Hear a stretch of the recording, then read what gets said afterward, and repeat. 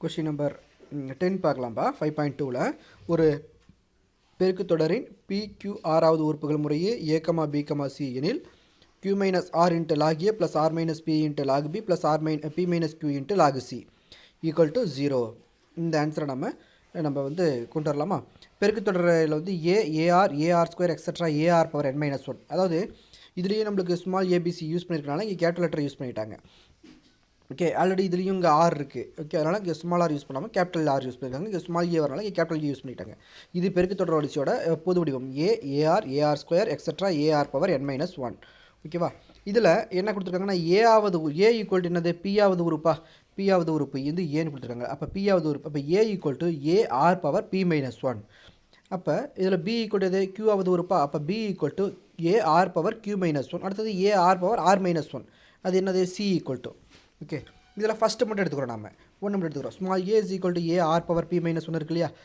Taking log on both sides, அதாவது இருபுறமும் மடக்கைக்கான log A is equal to log A into R power B minus 1. அந்த இது வந்து என்ன பண்ணலான்னா லாக் ஏ தனியாகவும் ஆர் பவர் பி மைனஸ் 1 ரெண்டு time lock M into n அந்த ஃபார்முலா இருக்கிறனால லாக் எம் ப்ளஸ் லாக் என் அந்த ஆர்டரில் நம்ம பிரிக்கிறோம். அப்போ lock A plus log R பவரில் பி மைனஸ் 1. இப்போ லாக் ஏ அப்படியே தான் இருக்கும். அந்த பி மைனஸ் 1 மட்டும் பவர்லேருந்து கீழே வந்துடும். Plus B minus 1 into log R, B minus 1 into log R. Similarly அதுனா இதே போல் B equal to A into R power Q minus 1 இருக்கு இல்லையா? இதிலிருந்து லாக் பி ஈக்குவல் டு என்ன வரும்? லாக் பி ஈக்குவல் டு என்ன வரும்? என்ன இதே மாதிரி சொல்லலாம். லாக் ஏ ப்ளஸ் இந்த லாக் ஏங்கிறது காமன் தான். இங்கே லாக் ஏங்கிறது காமன் தான். இதிலிருந்து இப்போ நம்ம இந்த ரிசல்ட் எழுதுகிறோம். லாக் ஏ ப்ளஸ் அங்கே பி மைனஸ் 1க்கு பதிலாக அங்கே கியூ மைனஸ் 1 லாக் ஆர். இதே மாதிரி C equal to A into R power R minus 1 இருக்கு இல்லையா? இதிலிருந்து லாக் சிக்கான வேல்யூ எழுதுகிறோம். Log A plus R minus 1 into log R. அப்போ இந்த B minus 1 Q minus 1 R minus 1 இது மட்டும் தான் வித்தியாசம். இந்த side log A log B log C. Okay, இப்போ நெக்ஸ்ட்டு நம்ம இது மூணையும் கண்டுபிடிச்சிட்டோமா? இப்போ நம்ம என்ன பண்ண போகிறோம்? எல்லாத்தையும் ஆட் பண்ண போகிறோம். இப்போ Q minus R into log A is equal to Q minus R into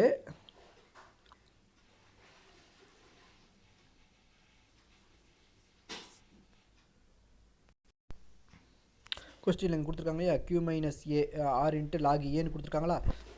அதை எடுத்து இங்கே எழுதியாச்சு. எழுதிக்கிட்டு கியூ மைனஸ் ஆர் அந்த லாக் ஏவுக்கு பதிலாக லாக் ஏவோட வேல்யூ நம்ம கண்டுபிடிச்சிக்கலாம். இந்த லாக் ஏவோட வேல்யூ சப்ஸ்டிட்யூட் பண்ணிடணும். Log capital A plus B minus 1 into log R அந்த மாதிரி. அதே மாதிரி இந்த second time R minus B into log பின்னு கொடுத்துருக்காங்களா? R minus B into log B. அதில் ஆர் மைனஸ் பி இந்த கொஸ்டின் இங்கே கொடுத்ததை நம்ம இங்கே எழுதிக்கிட்டோம். லாக் பி அதுக்கு வேல்யூ ஆர் மைனஸ் பி மட்டும் எழுதிட்டு லாக் பிக்கு நம்ம கண்டுபிடிச்ச வேல்யூ எழுதிக்கணும். அதே மாதிரி இங்கே B minus Q into log சின்னு இருக்கா? B minus Q into log சியில் பி மைனஸ் கியூ மட்டும் எழுதிட்டு லாக் சிக்கு நம்ம கண்டுபிடிச்ச ஆன்சர் எழுதிக்கிட்டோம். இப்போது எல்ஹெச்எஸ் இஸ் ஈக்குவல் டு ஈக்குவல்னா எல்ஹெச்எஸ் வந்து ஆட் பண்ணுறோம். எல்ஹெச்எஸ்சிலேருந்து ஆட் பண்ணுறோம். எல்ஹெச்எஸ் வந்து ப்ளஸ் பண்ணுறோம். அப்போ Q minus R plus log A plus R minus B log B plus B minus Q log C அப்படின்னு போட்டால் இங்கே இதில் வர எல்ஹெச்எஸ் கிடச்சிருமா? கொஸ்டினில் வர எல்ஹெச்எஸ் கிடச்சிருமா? அப்போ தான் நம்ம என்ன பண்ண போகிறோம்? இந்த எல்ஹெச்எஸ் கிடச்சினா அதை சிம்பிளை பண்ண ஆன்சர் 0ன்னு கொண்டு வர போகிறோம். எப்படின்னு பார்க்கலாமா? ஈக்குவல் டு லாக் ஏ. இப்போ லெஃப்ட்டு இதை மூணையும் ஆட் பண்ணிட்டோம். இப்போ ரைட்டு மூணையும் ஆட் பண்ணலாமா? மூணையும் ஆட் பண்ணும்போது என்ன வரும்? எல்லாத்துலேயும் லாக் ஏவை காமனாக எடுத்துகிட்டா என்ன வரும்? லாக் ஏவை காமனாக எடுத்துட்டோம்னா என்ன வரும்னா லாக் ஏவை காமன் எடுத்துட்டா இதில் கியூ மைனஸ் ஃபஸ்ட்டில் கியூ மைனஸ் ஆர் இருக்குது plus R minus B plus B minus Q இருக்கும். லாக் ஏ ப்ளஸ் இதில் லாக் ஏ ஆரை காமனாக எடுத்துகிட்டா என்ன வரும்? லாக் ஆர் காமனாக எடுத்துகிட்டா என்ன வரும்?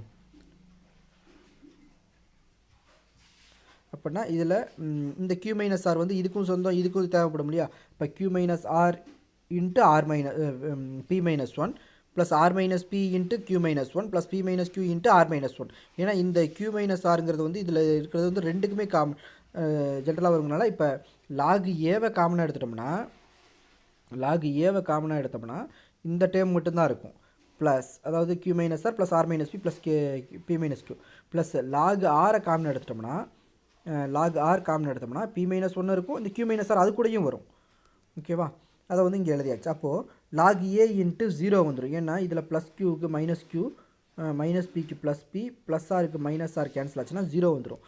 ஓகே, அப்போது அந்த log A into 0 plus log R into இதில் இன்ட்டு பண்ணோம். ஸோ ஆர்டினரி மெத்தடில் இன்ட்டு பண்ணோம்னா அதில் என்ன வருதுன்னா டோட்டலாக இதுலேயும் நம்மளுக்கு பார்த்தீங்கன்னா ப்ளஸ் ஏ பிக்யூக்கு மைனஸ் பிக்யூ கேன்சல் ஆகிறது. இந்த மாதிரி டோட்டல் எல்லாமே 0 ஆயிரும். இப்போ லாக் ஏ இன்ட்டு 0னாலும் 0 தான் ப்ளஸ் லாக் ஆர் இன்ட்டு 0னாலும் 0 தான். அப்போ தேர்ஃபோர் கொஸ்டின் எடுத்துள்ளது ஈக்குவல் டு 0 என நிறுவப்பட்டதுன்னு எழுதிடலாம்.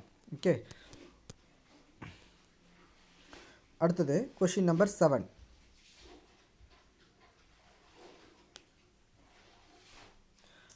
a, b, c என்பன ஒரு பெருக்கு தொடர் முறையாக இருந்து a power 1/x b power 1/y c power 1/z எனவும் இருக்குமானால் x, y, z என்பன ஒரு கூட்டுத்தொடர் முறையாகும் என நிறுவுக.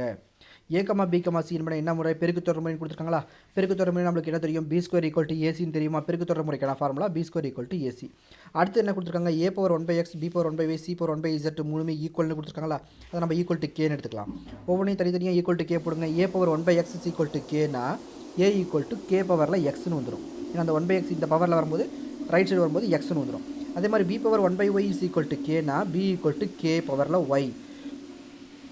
அதே மாதிரி c power 1/z equal to கேனா c ஈக்குவல் டு கே பவரில் இசட். எழுதியாச்சா?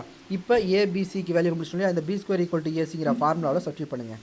கே பவரில் ஒய்க்கு whole square equal to K power X into K power Z.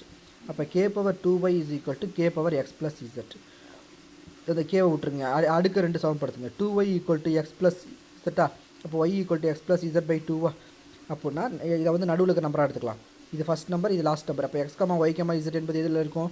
கூட்டுத்தொடர் முறையாகும். எக்ஸ், ஒய், இசட் கூட்டுத்தொடர் முறையாகும்னு எழுதிடலாம். அடுத்த கொஷின் நம்பர் 8 பார்க்கலாம். Question number 8. இரு எண்களின் கூட்டு சராசரியானது பெருக்கு சராசரியை விட 10 அதிகமாகவும் இசை சராசரியை விட 16 அதிகமாகவும் இருக்குமானால் அந்த இரு எண்களை காண்க. ஓகேவா? கூட்டு சராசரி பெருக்கு சராசரியை விட 10 அதிகம், இசை சராசரியை விட 16 அதிகமாக இருக்குமானால் அந்த இரு எண்களை காண்க. ஓகேவா? கூட்டு சராசரியானது பெருக்கு சராசரியை விட 10 அதிகம், இசை சராசரியை விட 16 அதிகம். எது அதிகம்? கூட்டு சராசரி தான் அதிகம்.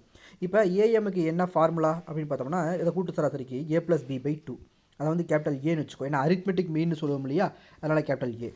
அடுத்தது ஜிஎம்முக்கு என்ன ஃபார்முலா? √ABயா, அது ஜாமெட்ரிக் மீன், அதனால் ஜின்னு மட்டும் வச்சுக்கலாம். ஹெச்எம்முக்கு என்ன ஃபார்முலா? 2ab/a + bயா, அதை ஹெச்னு வச்சுக்கலாம். இப்போது ஏ ஈக்குவல் டு ஏ தான் அதிகம், ஏதாவது ஏ தான் அதிகம். அப்போ சின்னது கூட தானே ப்ளஸ் பண்ணணும்.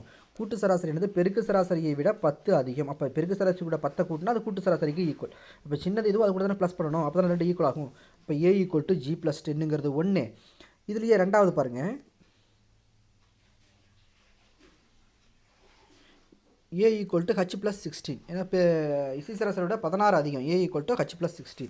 இது 2. ஜி ஸ்கொயர் ஈக்குவல் டு ஏஹெச்னு நம்ம ஜென்ரல் ஃபார்முலா எழுதுகிறோம். ஓகேவா? G square equal to AH. இது 3 இருக்கு இல்லையா? இது 3ல் 1,2 2 வந்து நம்ம எழுத போகிறேன். ரெண்டுமே ஏவுக்கு ஈக்குவலுங்கிறனால ஜி + 10 ஹச் + 16 ஈக்குவலாக. அப்போது G equal to H + 6. G equal to H + 6. இந்த 10 வந்தால் -10 வரும். அதனால் ஹச் + 6. இது சமன்பாடு 4. இப்போ 3வது சமன்பாட்டில் எழுதுகிறோம். 3வது சமன்பாட்டில் ஜிக்கு பதிலாக அந்த ஹச் + 6 போடுங்க. ஹச் + 6 அதாவது 4ஐ 3ல் பிரதியிடுறோம். அதாவது 3 + ன்னு போட்டிருக்கோம். இப்போ H + 6 whole square equal to ஏவோட வேல்யூ எவ்வளவு? ஏவோட value H + 16 into H. H + அது ஃபுல்லாக ஹெச்சுக்கு மாற்றிக்கிட்டோம். ஓகேவா? அதாவது இந்த 3வது சமன்பாட்டில் ஜிக்கு பதிலாக என்ன மதிப்பு நம்ம கண்டுபிடிச்சா ஹச் + 6 போட்டேன். அதே மாதிரி இந்த ஏவுக்கு பதிலாகவும் ஹச் + 16 போட்டேன். ஹச் + 16 போட்டேன். அப்போ தான் ஃபுல்லாக எதுக்கு மாறிடுச்சு? ஹெச்சுக்கு மாறிடுச்சு. அப்போ H + 6 whole square equal to H + 16 into ஹெச்சா. அப்போ இது a + b ஹோல் ஸ்கொயர் ஃபார்மில் போடும்போது h² + 36 + 12 ஹெச்சா 12 ஹெச்சா ஈக்குவல் டு இந்த சைடு ஹச் உள்ள வந்தால் h² + 16 ஹெச். இந்த h² கண்டிப்பாக h² கேன்சல் ஆயிரும். 12 ஹெச்சில் 6 ஹெச் கழிச்சிட்டிங்கன்னா 16 ஹெச். இந்த 12 ஹெச் இங்கே வந்தால் -12 ஹெச்சா. அப்போ இந்த பக்கம் 4 ஹெச் இருக்கும். இந்த பக்கம் 36 equal to 4 ஹெச்னா h is equal to 9. which is equal to 9. இந்த ஆன்சர் கண்டுபிடிச்சாச்சு.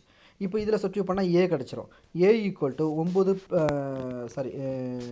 H is equal to 9. அப்போ அதில் 9 பிரதிடுங்க. ஹச்சுக்கு பதிலாக 9 போட்டால் ஏ ஈக்குவல் டு 25 வருதா? இதில் பிரதிடும் போது ஏ ஈக்குவல் டு 25 வந்துருச்சு.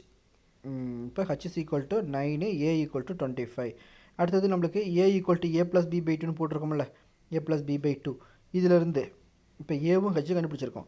ஏ ஈக்குவல் டு a + b / 2ன்னு போட்டிருக்கோம். இதில் ஏவுக்கு பதிலாக 25 போட்டு 25 இந்த 2வும் அங்கே பெருக்களுக்கு வந்துடும். Into 2 equal to a + b. அப்போ a + b ஈக்குவல் டு எவ்வளவு? 50. சரி, அடுத்தது ஜி ஈக்குவல் டு எவ்வளவு? 15. இது வந்து முன்னாடி இருக்கிற ஈக்குவேஷனில் ஏதாவது உள்ள சப்ஸ்டிட்யூட் பண்ணிடலாம். அப்போ ஜி ஈக்குவல் டு நம்மளுக்கு G equal to G square equal to AH ஏதாவது உள்ள சப்ஸ்டிட்யூட் பண்ணிவிட்டு G equal to 9 + 6. G equal to 9 + 6. இப்போ இதில் சப்ஸ்டிட்யூட் பண்ணிக்கலாம். G equal to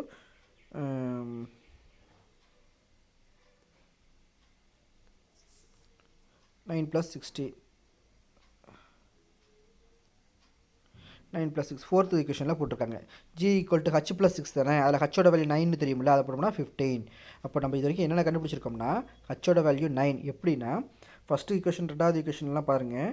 first equation என்னென்னா நம்மளுக்கு a